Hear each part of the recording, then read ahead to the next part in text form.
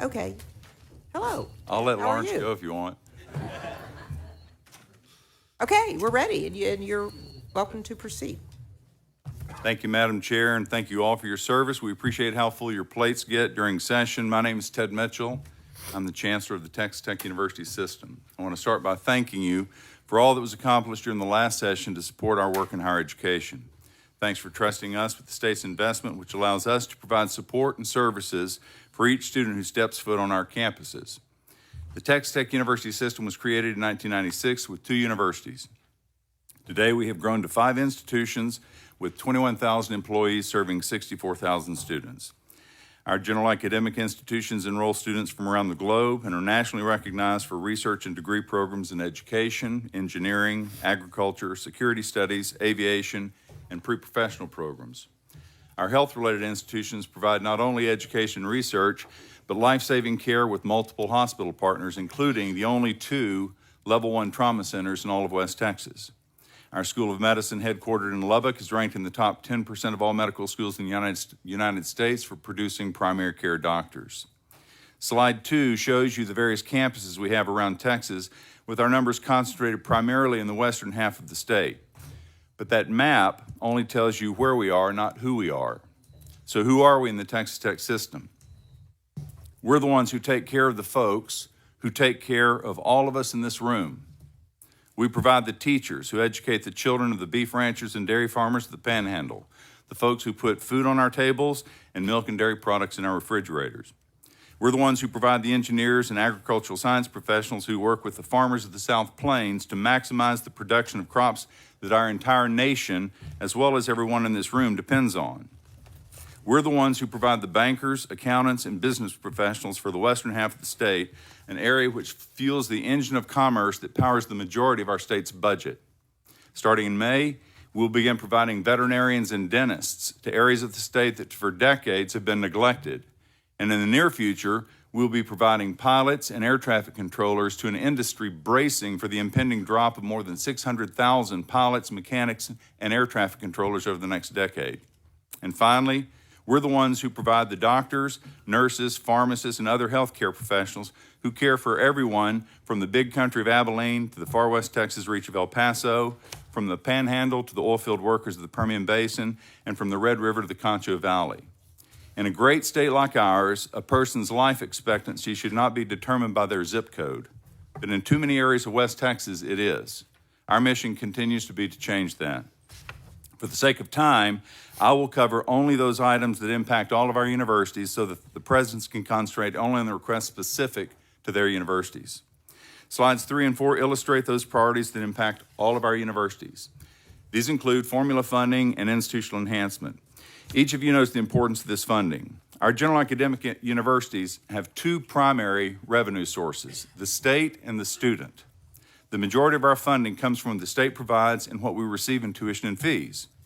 Inflation makes it hard for students and their families to afford the cost of a quality education, and inflation also makes it increasingly difficult for universities to manage the rising cost of providing those educational experiences. Since 2020, tuition and fees have been frozen for public universities in Texas.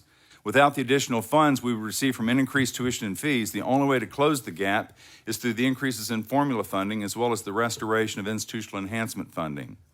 In our institutions, Texas Tech University currently faces a $50 million reduction, Angelo State an $11 million reduction, and Midwestern State a $3.4 million reduction over the next biennium.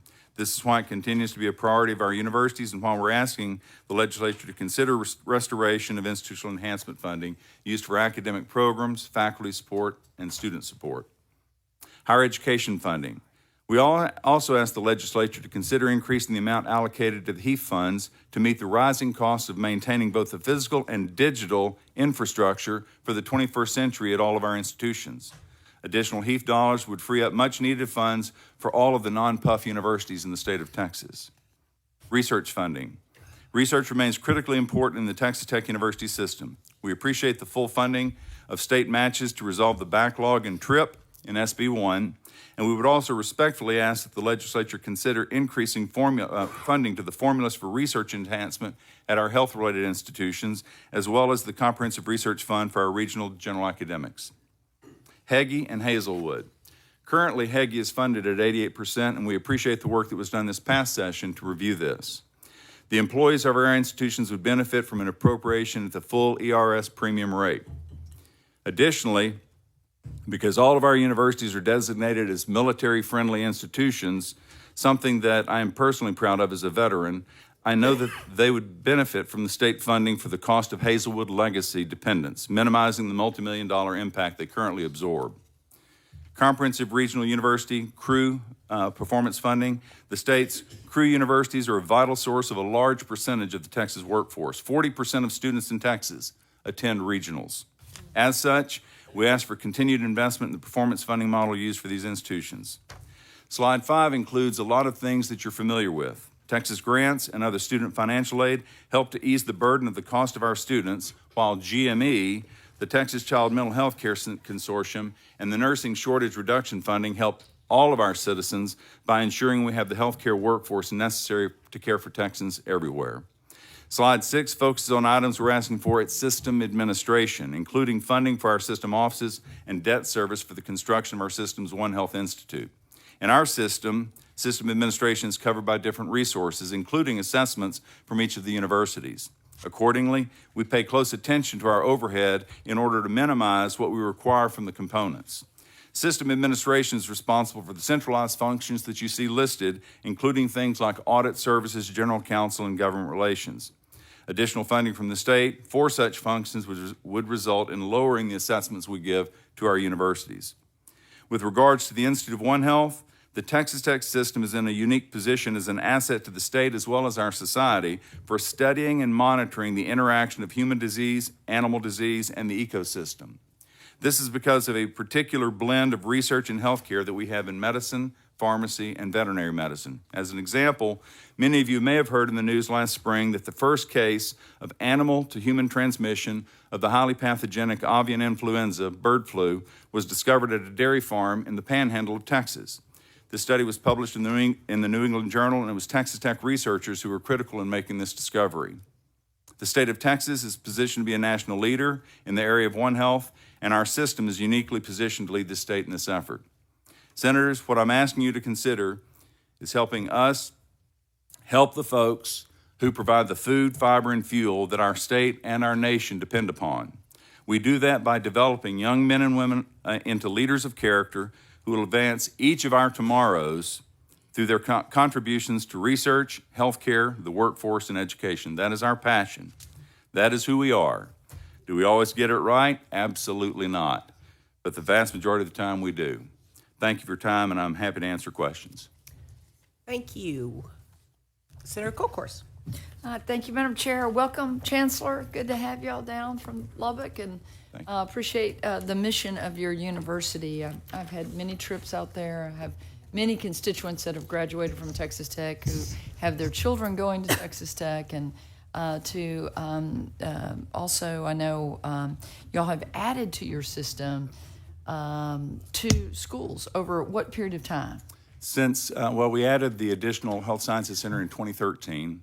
We added Angelo State in 2007. We added Midwestern State in 2021. So we've got 5, gone from 2 to 5. So I was looking at the enrollment, which I'll ask the specific presidents, but you mentioned a couple of things that I think the role that y'all play in agriculture, obviously very large. And then you mentioned something about aviation. Can you expand on that a little bit? Absolutely. Well, so if you look at the projection of retirement of pilots over the next decade, about 600,000 pilots in the United States will be retiring. The military cannot replace what's going to be occurring over that time. So at Angelo State University, we started a pilot training program that we've actually grown into all things aviation. In conjunction with Howard College, they work on aviation mechanics, and we're starting this fall air traffic control program as well. The idea behind this is we were expecting about 5 students in the first cohort. We had 35. We're at 400 now. And this has been done with a lot of private contribution. And it's something that is absolutely critical for the long-term workforce for the United States. What happened in Washington, D.C. just recently is a perfect example of what happens when you don't have enough employees in this area. So it's something we're extremely interested in moving forward on. It's interesting. Not many universities have aviation. I think Texas Southern. We've started one at the University of Houston, Victoria, and so this is meeting the needs. Your approach to regional universities, I've looked at some of those numbers. It seems like y'all are doing a really good job of increasing enrollment. You made a statement Absolutely. that 40% of the workforce in Texas is educated at our regional universities. Am I correct on that? That's correct. So your focus on that as a system seems to be successful.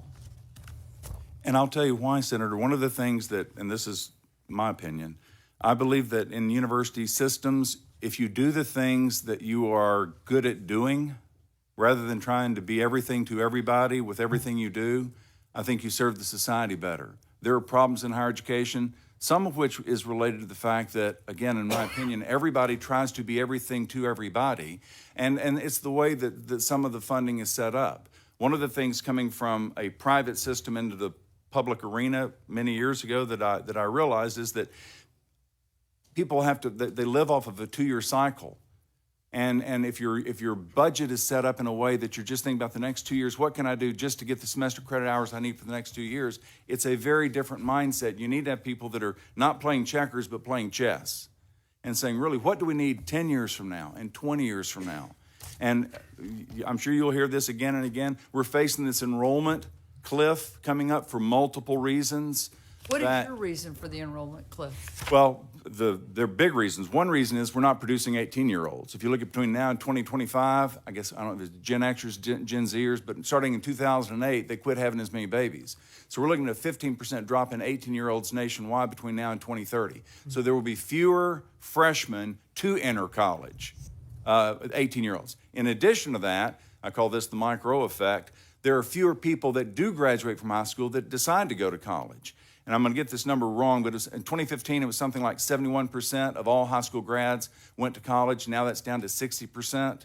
And it's because they can get jobs as welders and other things. So there's that impact. And then the third thing specific to the state of Texas is the enrollment cliff we have from the exodus to other states. So we bring in, and I'm going to get this number wrong, but we bring in about 18,000 fewer students every year than leave to go to college elsewhere. So in the state of Texas, we have those three things that are intersecting with one another that make it problematic. I think that's an interesting point, Madam Chair, and to the members of the committee.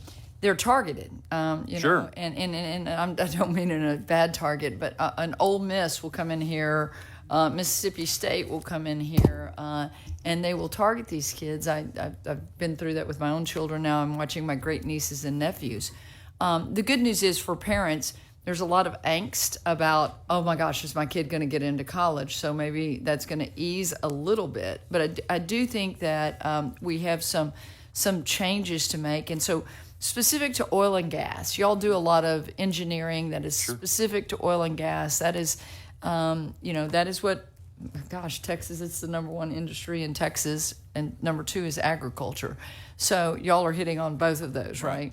And so as we look at that, under the Trump administration, I think his quote was drill, baby, drill. Obviously, we're going to need to produce more engineers in that field as well. Do you agree? Sure, absolutely. All things energy, all things oil and gas. You better believe it. Great. Have y'all thought about your opportunities while you look at a fiscal cliff, but your opportunity to serve Texas in a greater role than just west of I-35? Well, partly we do that right now. If you look at things related to energy, everybody's everywhere because it's not just in the Permian. It really is all over the state. If you look at all in on energy with things like wind energy, solar energy, and the like, we focus on all of those things. And in fact, if you look at a lot of the storm chasers that people use, they're Texas Tech folks. And this comes from a history of the 1970 tornado that hit Lubbock, Texas. It was that tornado that wound up establishing the F system, the Fujita system, for classifying tornadoes. And the enhanced Fujita system was developed at Texas Tech. So anytime you hear about an EF1 or an EF3, that's all research that was started at Texas Tech University. That is extrapolated over into things related to hurricanes because it's still the same kind of wind and damage that you get. So we have a huge presence around the state, and in fact around the country. We have storm chasers that will get called as storms are brewing on the Atlantic coast, and people from Lubbock, Texas pile into vehicles and head over with all their equipment to do this. So we have a presence in energy that is unique, that has been there for decades. And you work well with industry, right? I mean, Absolutely, you have to. And You have to so, work with if industry. you're in a certain region, whether it's Midwestern State in Wichita Falls or Angelo State, or the Lubbock, obviously y'all are the big 5,000-pound gorilla there, but you're working with industry to see what degrees they need and trying to match that up. Working with your community colleges. 100%. We have a degree at Texas Tech called Energy Commerce, and it's a unique degree, and it's a business degree for people that are going to be going into the oil fields and the like. And it's, you used to call these guys landman. Anybody that's seen the Billy Bob Thornton show? That ain't really a landman, but that's the field, yeah. But it's thinking toward what the community needs, what the industries need, and again, that's what I'm talking about when you say playing chess. You've got to look to see, you've got to educate your students for what the needs of the communities are, and look down the road at what the needs of the communities are going to be. I think that's such an interesting statement, and I recently looked at Victoria College, who had a real downturn after the even pre-COVID, and then they have really turned things around by going to the industry and saying, what is it that you need? What certificates do you need to produce for the petrochemical, the oil and gas that we have down there, the agriculture, everything else that we have in the Victoria area? And they are now a 12% increase in enrollment. And so if you go out and you look at what people, if you're producing the students, the future workforce, and meeting the needs of the region, it really does help. So,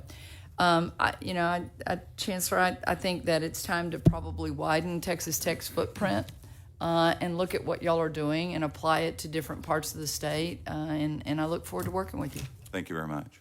Thank you, Senator. Chancellor, I want to ask you a couple of questions. So we had committed $700 million in GR for that affordability packages across all general academics last session, which is maintained in SB1.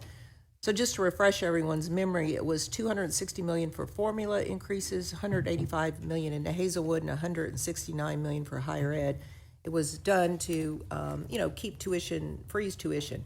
So do you anticipate any tuition increases at your university system? No, ma'am. Okay. And so is that for the next 2 years, or you're on a path where you think you can keep it maintained for a while? Well, certainly for the next 2 years. I mean, I don't know what's, Yeah, what just meant in general. Right. Also, talking about institutional enhancements, I see you're, requesting, as I'm sure every university who comes here will request that be reinstated. And of course, those were all taken out of the base budget across the board to the tune of about $423 million. Tech, you were receiving little over $50 million in institutional enhancements, which was about almost 11% of the GR you received from the state of Texas. Part of this was we want more transparency in this money. We want to know how the universities are spending it. As you know, it had kind of grown over the years, and Sure. no one can really articulate why one university got one thing, and because that institutional knowledge, if it was ever there, is long gone. So how would you recommend that if we made a determination to reinstate it, and there's no determination made at this point, how would you recommend we reinstate it to make sure that the appropriators had transparency in how the money was spent? So I would say that if you're asking me how to reinstate that, if it's $420 million, just give that all to our system, and we'll. No. I got to ask everyone's answer. Madam Chair. I got to tell you, institutional enhancement. When I first started in 2010 at the Health Science Center, I still hadn't figured out exactly why I got started and was called that. I know what it's utilized for, and it's over the years, 20 years or whatever it's been morphed into something that is used for academic support of the students, faculty support, and student services. So it has become de facto part of baseline budgeting for the CFOs. And that always happens when you get and additional money. So I'm not sure Right. what started it. I'm not sure what the Yeah. institutional history was with that. I do know that's kind of what it has progressed to over time. So it's something that what we try to be, and we try to do this with each of our universities. When we're going through all of our budget hearings within the system, we try to make sure that each of our universities can argue to us what it is they're wanting to do in their different areas. And I do believe, and I don't think I am naive about this, I do believe that we're used to doing more with less. And we try to keep our overhead at the system administration low. We try to make sure that we're being good stewards of the state's money when we do things. And having accountability for the way you're spending your money is incredibly important. One of the things that has happened over the last 5 years with tuition and fee raises is during a period of time where inflation was significant. And for us, one of the most important parts of funding becomes the digital infrastructure. It started with COVID when we all had to go online with everything. The costs for the software of everything we do is dramatic. And this is not higher education. This is in the world that we live in. And just keeping up with that has become incredibly expensive. All right, thank you, sir. Senator Hall? Thank you, Madam Chair. Chancellor, good to see you again. Good to see you, boss. And appreciate you being here. And members, I want you to know, when he said we like to look forward out in the future, that wasn't just a cute statement. It's what you actually do. And I learned that when Senator Perry called me a few weeks back and asked me, do you know about the EMP research that they're doing out at Texas Tech? And I said, no. He said, we need to go talk to them. So he set up a day for us to go out there and see what you guys were doing in advanced research, looking into something that some folks have been talking about for quite a while and putting some real legs to practical solutions. And it's interesting how your timing was ahead of this, because Governor Abbott has an executive order out, and there's a report. It's imminent. It may be out now or about to come out, where they talk about as an issue the EMP GMD threat to Texas and what we need to do. And I believe you guys had a fairly significant input into that report also. Yes, we did. Okay, so we're in good hands out there. Anything? I know that's a... Senator, this is something that we work with private industry on this. We work with the national labs on this. We work with the federal government substantially on this, not just in DOD, but also in DOJ on this. And there are a lot of our friends at the federal level that are saying they think collectively as a nation we're all whistling past the graveyard about this. We've been working on electromagnetic pulse research since 1966 when we started what was called a plasma lab out there. And so when you look at things like roadside bombs in Iraq and Afghanistan, if you have satchels there that are suspicious for being a bomb, you can use EMP pulses to detonate it before you roll over it. The people that work on that are people from Texas Tech.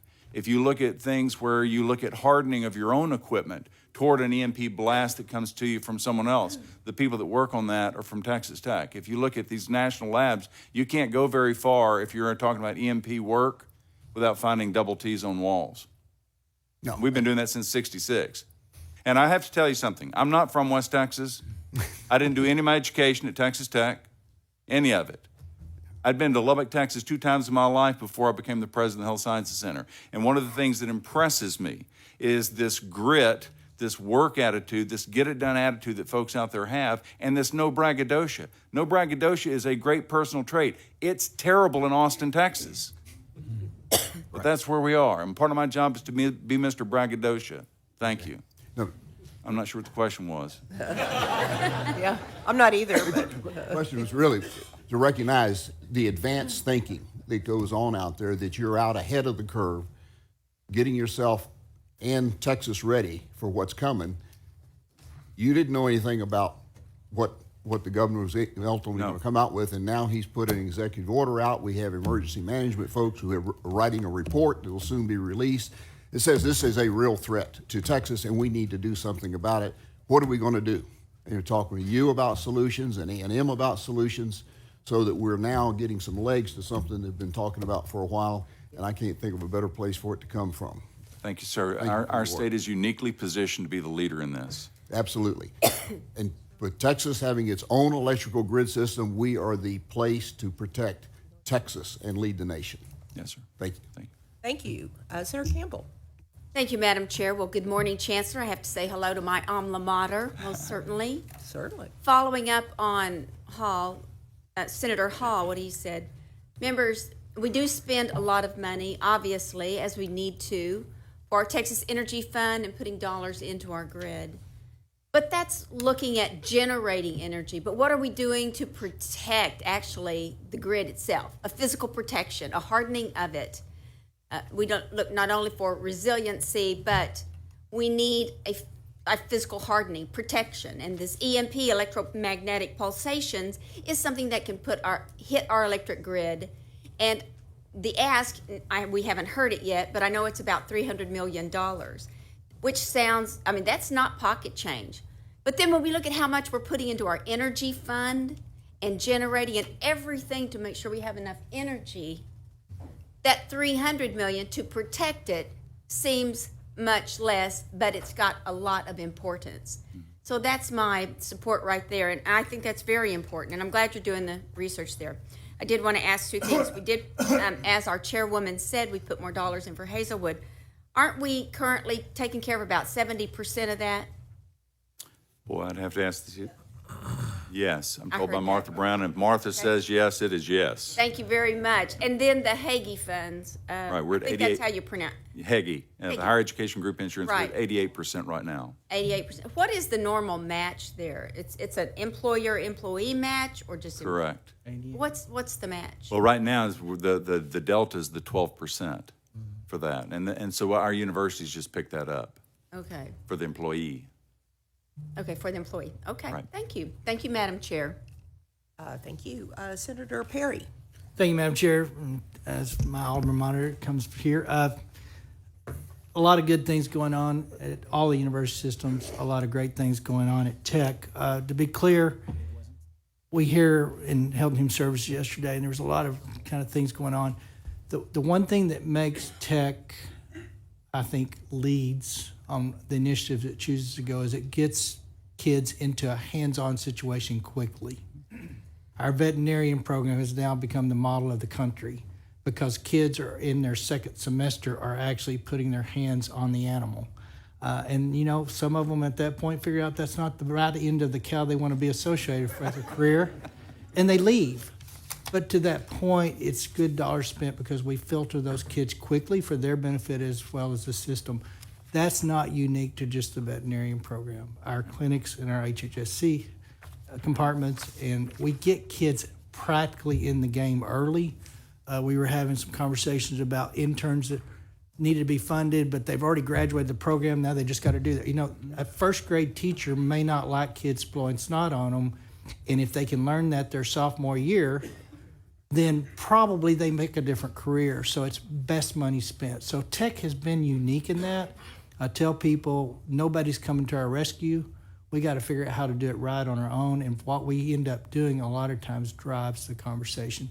Madam Chair, I'm going to save most of my comments to some specifics for some of the presidents that are doing the great things like the pilot program, Southwest Airline partnership, and those things. I would add, what's unique about our region is we have a lot of flat, cheap dirt. Yes. And what we are finding out is there's a huge need, for instance, in the EMP program It's hard. to do massive scaled testing. Not only do we have the cheap dirt and the place to do it away from population base that doesn't create the IRA group, we also have a grid that is independent from the grid, or actually when it's not needed for those massive scale testing, we can plug it back in and be a generator for the grid. A lot of places have those test facilities, but they're all providing power or generation to things they can't disconnect from to test the EMP process, right? Right. So we have been advanced in that for decades. I think we've now got on the horizon when it's becoming a security of the country, and we're positioned well to go forward with that. But I think a lot of times we hear higher ed institutions, we're going to do this because of X. We're there, we've got the facilities, we've got the space, and we've got people's attention. Because of just pure geography alone, we become a better option, a better use of dollars. And I think y'all have capitalized on that, probably better than anybody I've seen, partly because there's a lot of landlocked universities. UT couldn't do a scale like what we do out there because there's just not any cheap dirt to do it on. So we're uniquely positioned to do things well. We get kids involved early, and that's why I think we have become someone that people look to for the model. And I thank you for that leadership and that expertise. Necessity drives innovation, and our kids come to work and they leave fast because they've gotten in it quickly. So thank you. Senator West? Thank you, Madam Chair. Mr. Chancellor, it's nice seeing you again, and also Seeing you, the sir. whole Texas tech system. I want to ask a policy question, and it may be that I need to ask the individual institutions. A couple of sessions ago, we talked about transferability, and I'm pretty sure you have academic officers there at the system office. How has that gone in terms of making certain we reduce the cost of education for kids?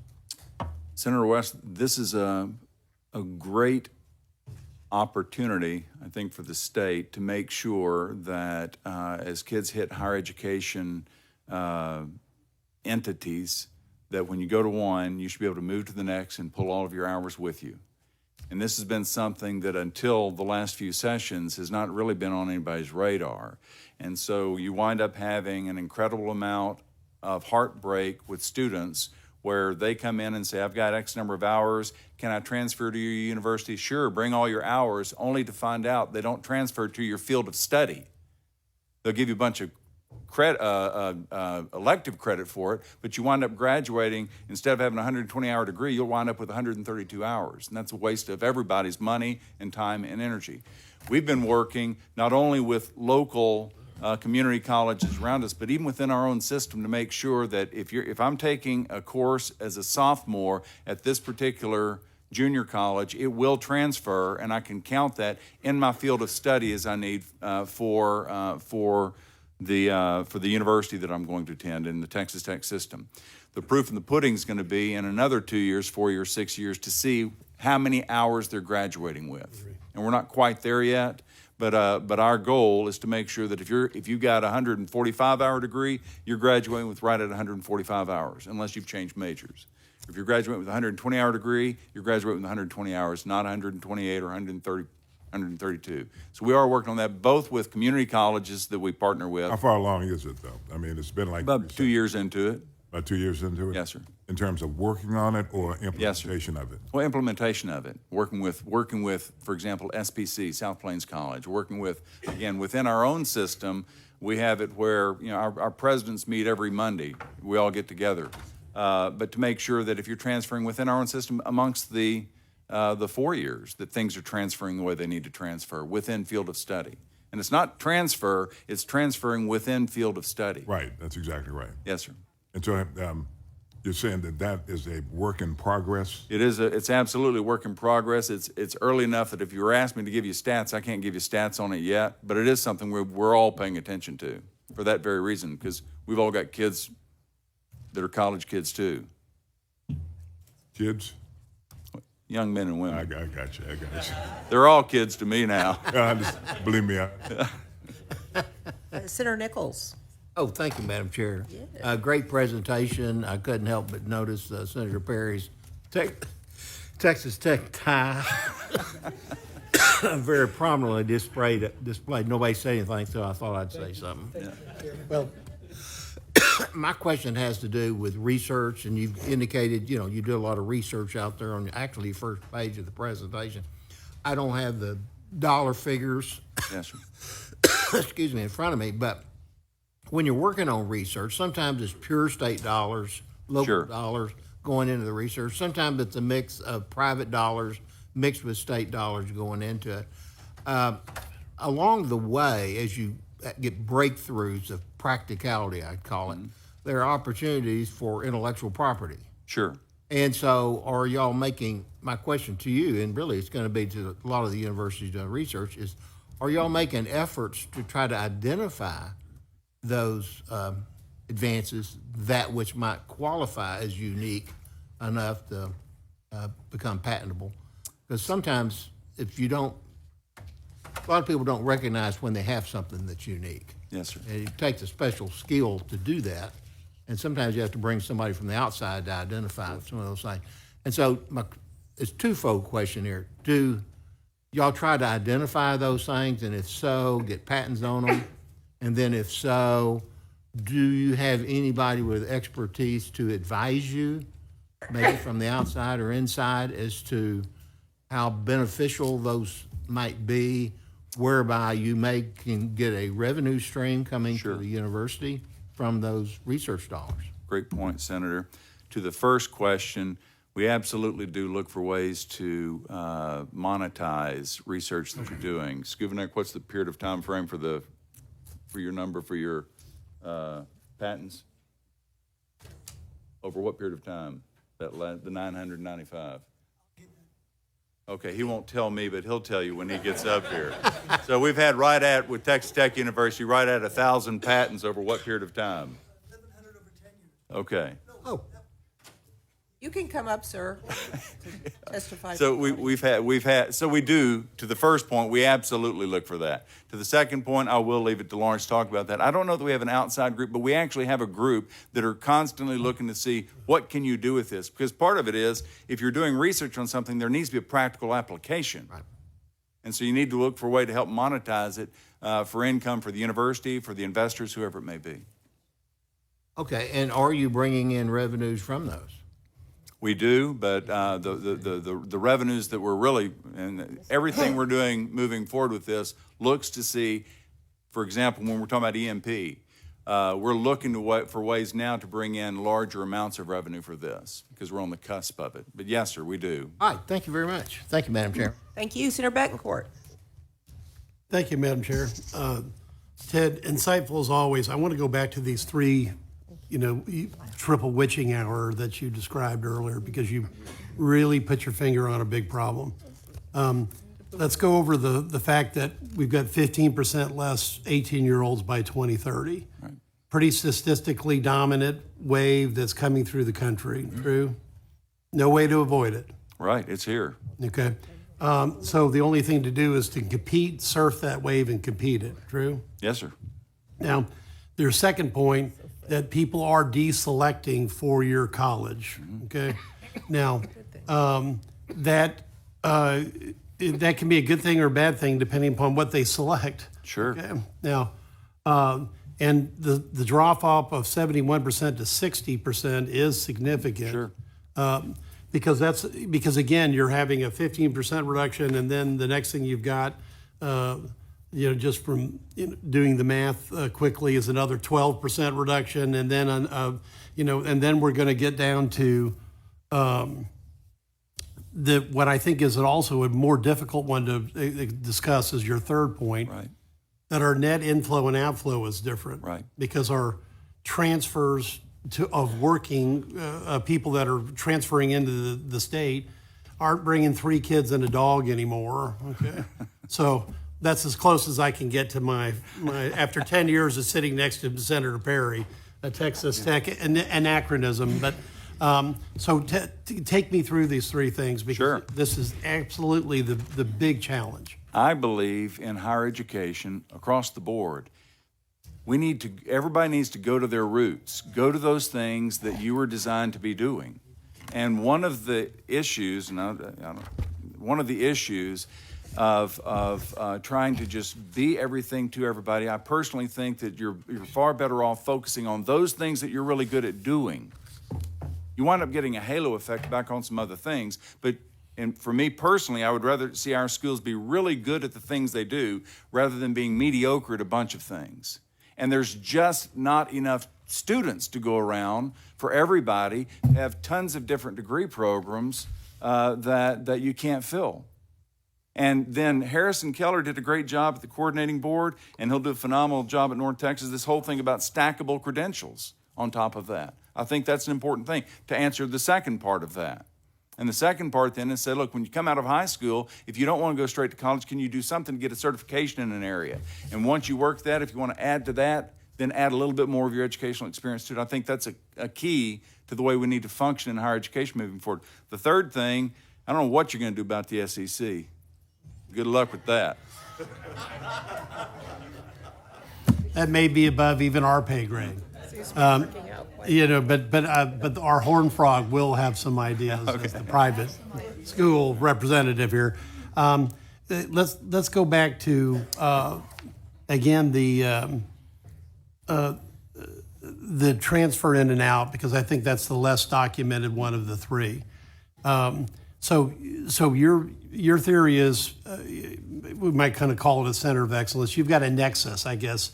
You've got things that you do well, whether it's the EMP or pick a deal. So you're going to want to concentrate your resources on that and try to make that a recruiting center of nexus, right? So, yes, sir. And so when you think about this, Senator, the Texas Technological College, when it started, had 4 different colleges in it. And those were the things that the state was requiring that you needed at the time.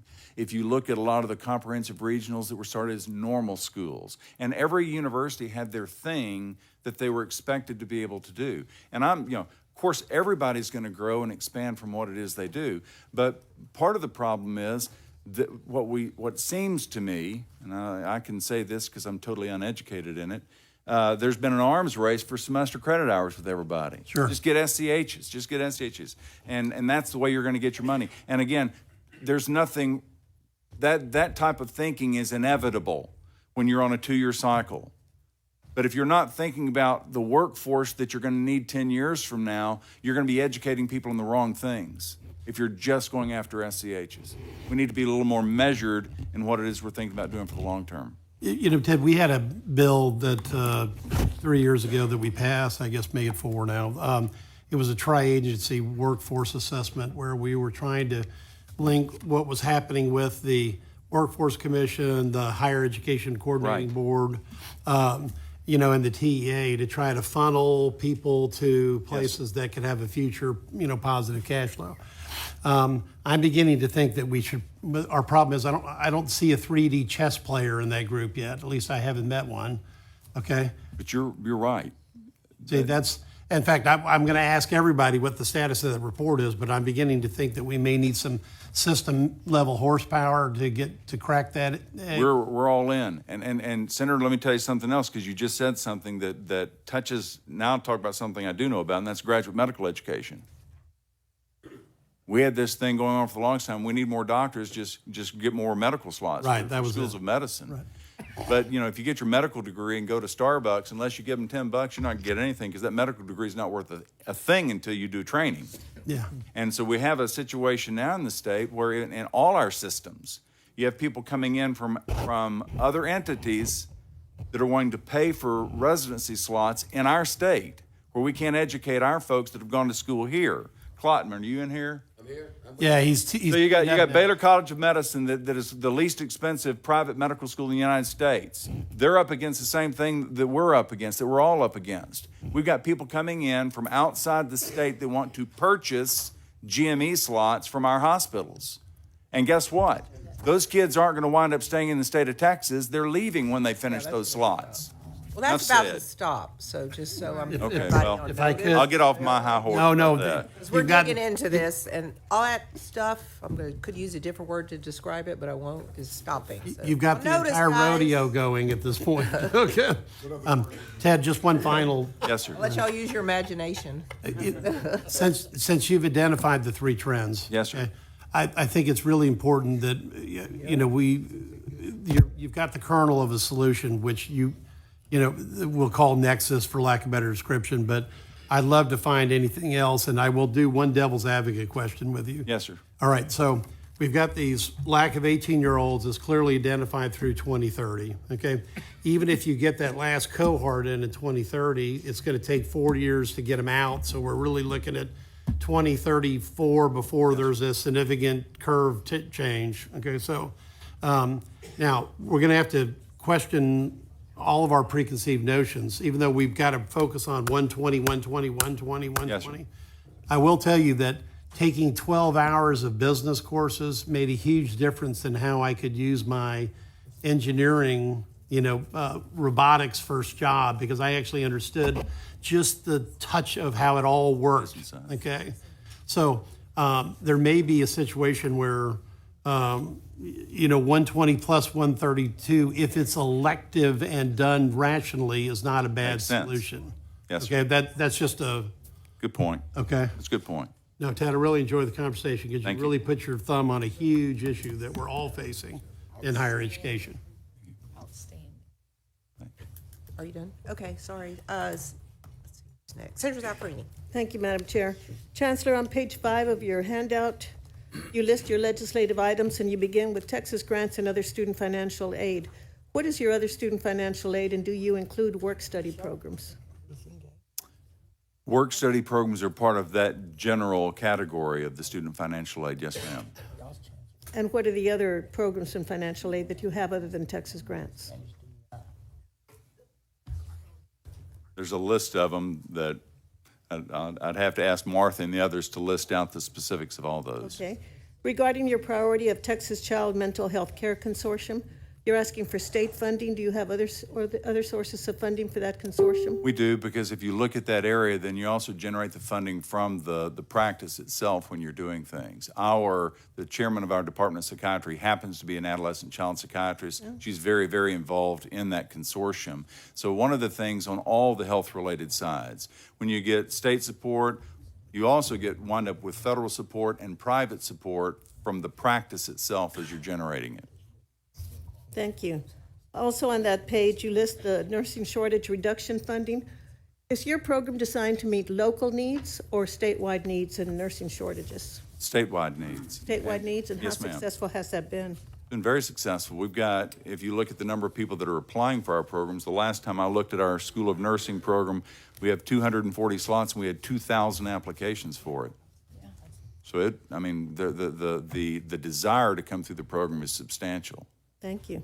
On page 7 of your handout, you list your programs for developing people and advancing tomorrow. And you make the statement that you have the only health-related institution on the U.S.-Mexico border. Of course, that border is 1,250 miles long, and you're saying you have the only health science center. What part of the border do you serve? Well, you serve the borderplex area. So if you look at this, we have a level 1 trauma center that serves El Paso, across the border in Juarez, and then actually up into New Mexico. And actually, if you look at the area of that particular health sciences center, medicine's practiced in concentric circles. People, it's not practiced county by county. So you do have a lot of people from northern Mexico that actually come for care there, and you have a lot of people from from New Mexico that come down there as well. Thank you.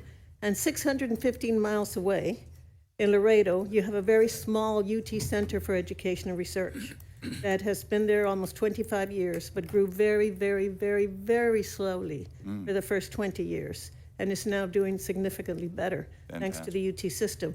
And then 1,000 miles away, you have the UT Medical School in the Rio Grande Valley. Sure. Do you collaborate at all with the Laredo Center and with the UT Valley? We collaborate. One of the things with the health-related groups, one of the things that we've always tried to do is work in regions of the state with one another. And the things that are good for Guy Bailey's programs in the Valley are good for Rick Lang's programs in El Paso. And quite frankly, the things that are good for Rick Lang's program in El Paso are good for Paul Klopman's programs in Houston. Thank you. The coordinating board lists peer institutions, and as you know, we have 2 research universities, A&M and UT Austin. Texas Tech is an emerging research university. How supportive is the system and the Board of Regents in terms of helping Texas Tech develop from an emerging research university to meet the criteria of a research university? Extremely supportive of that. In which ways? If you look at in fact, you can talk with Dr. Skubinek about this. Their entire strategic plan is about developing things around their areas that would make them AAU status over time.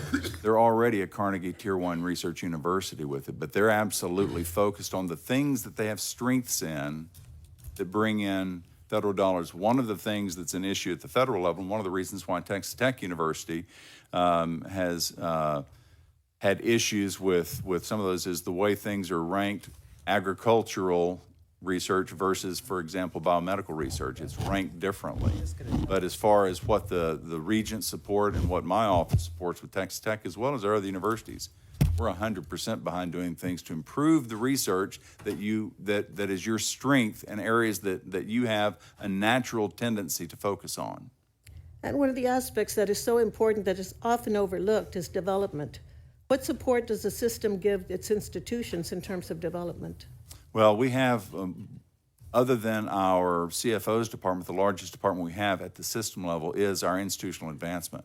And our institutional advancement office at the system level is there 100% for support for the universities. The fundraising itself is directed by the president of each university. They then call, if they need me to go in and visit with somebody, I'm happy to do that with them. But we're the back office, I'll call it that, the back office for all of their fundraising efforts. Because it's critical that the software technology they have and the like is top notch to make sure that that when they're visiting with folks that they don't have to worry about the business end of what it is they're doing for their fundraising. So that's our role at system administration for them. Thank you. On page 2 of your handout, you list your institutions, 3 universities and 2 health science centers. What has been the economic impact of adding Angelo State University and Midwestern State? Our overall, somebody shout out the overall annual economic impact of the system now. James, 16.1 billion, 16.1 billion a year for that. And we actually run every 2 years. We have one of our demographers run our economic impact for that university in that region. And I call that my Chamber of Commerce talk. If I'm going to go speak in San Angelo, one of the things we try to do is we try to get the folks in San Angelo to want to support their university. So the business folks in there, if you can say the annual economic impact of this university in this area is X amount of money, that gets their attention. And quite frankly, it should, because it helps this body if we can have a community that will step up and say, you need this, we'll do that. So a great example of that's the aviation program. The vast majority of the funding that has come in from the aviation program hasn't come from the university and hasn't come from the state. It's come from people in that area that say, we have a need that we've got to meet. They've got 26 aircraft that they practice these students in, and it's wonderful to see this. And that's not from one state dollar. 3 years. Well, your fundraising efforts have been excellent, in fact, very impressive. I remember specifically the first year that we worked with matching funds for philanthropy and state funds. Texas Tech raised more money in Houston from Texas Tech alumni than the University of Houston did. That was impressive. Yeah, that's impressive. That was impressive. In terms of growth, do you plan to add additional universities? I don't think there are any universities to add. You're stopping there? Yeah, You're not building any? I think everybody's about there, but we're, the thing with us, our university system, we still have a weekly meeting with all our presidents. And we are at a size where I think we do great things for the students and the communities that we serve.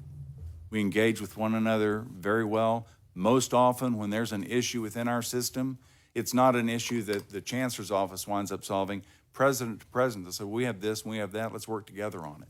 Thank you. Well, Texas Tech is very impressive, but I'll be more impressed when you meet the criteria of being a research university, and I hope that's soon. Thank you. Thank you. Thank you, Madam Chair.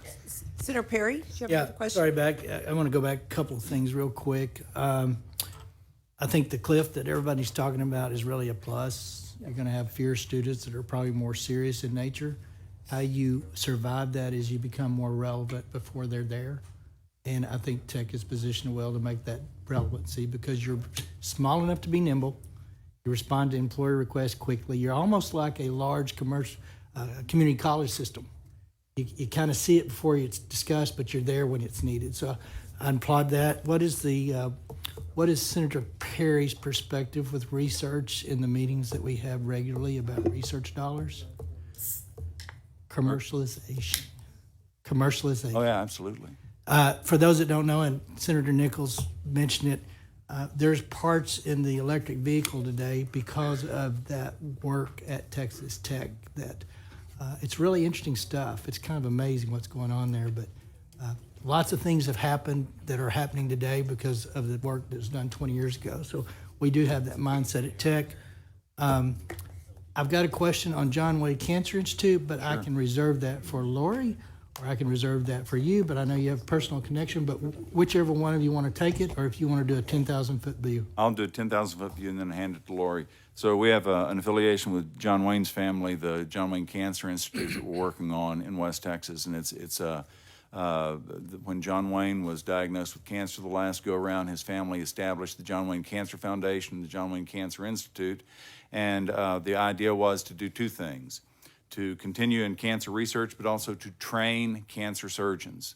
So we actually will have our first John Wayne Fellow, surgical oncology fellow, starting this next summer.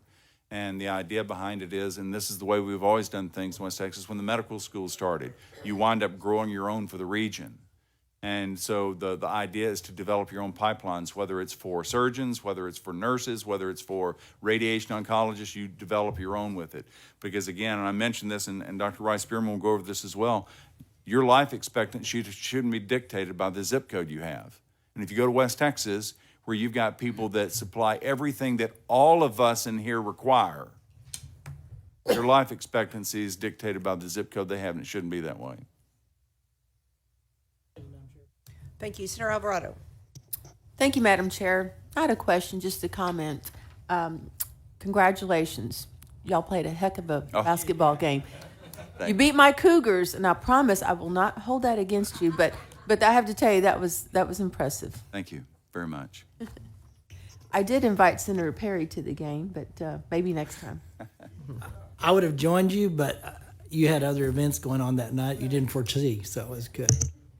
All right. Thank you very much, Chancellor, for being here. You are excused, and we'll call up Lawrence Chauvinek from Texas Tech University president. And members, you know, I love the discussion and the questions. I would just gently remind you that took an hour, and I want you to look at the list. There's like 33 more witnesses. Many of them they're all either chancellors or college presidents. A lot of things left to cover today. So love asking questions, keep asking questions, but try to stay laser focused on the budget if you can, just so we can make it through here and make sure everybody gets full attention. You're recognized. Madam Chair,